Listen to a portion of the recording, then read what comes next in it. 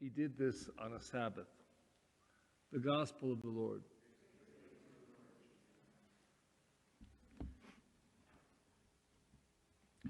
There's another place in scriptures, I can't cite it exactly, but you're probably all familiar, where Jesus is chastising the Pharisees and scribes because of their hypocrisy.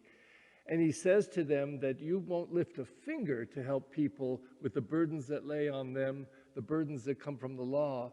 But on a Sabbath, if your ass or ox fell in a hole, you would do everything you could to get them out. So you'd do the work to save your beast of burden that helps make you money, but you would criticize anybody else who helps another person out of love. Horrible hypocrisy. So it's strange to me, at least I could see. A couple days ago, Jesus spat on the ground and made some mud and put it on the eyes of the blind man. Not that that was a whole bunch of work, but at least technically he did some action that was work. But this, he just says words. Take up your mat and walk. And that's work? That's breaking the Sabbath? It seems to me the height of hypocrisy, except that I think that it proclaims exactly what Jesus was about all the time. His law was the law of love. And there are no limits to the power of love or to the power of showing love. Now, what's striking to me in this gospel is for 38 years, this man had no one, not a single person, who would show him compassion and love and help him in the waters. That is sad. And I don't know if it says something about the man or the community around him.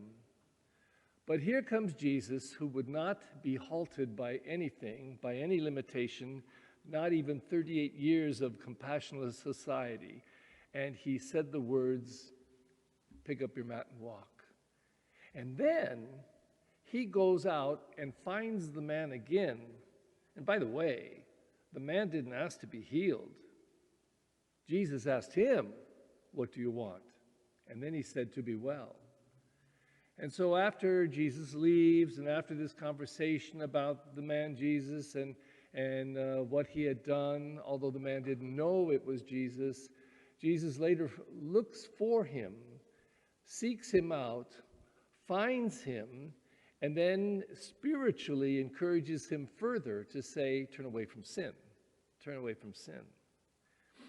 Now, it's interesting, too, that when these things happen anywhere near water, we not become suspicious, but we become so well aware of the power of water in our lives. Of course, that water of baptism is a focal point for us. And the number of people that bring up bottles of water to me on weekends, would you bless this water, would you bless this water? And they all go home with blessed water. I don't know what they do with it, if they drink it, wash with it, or whatever.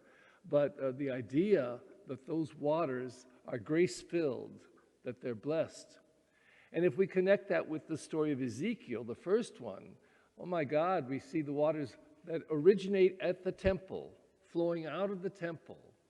And they are so abundant and grace-filled. First they are trickling, and then they're ankle deep, and then they're knee deep, and then they're waist deep, and then they're so deep you couldn't go across the river that has become the flowing waters unless you swim because they're so deep.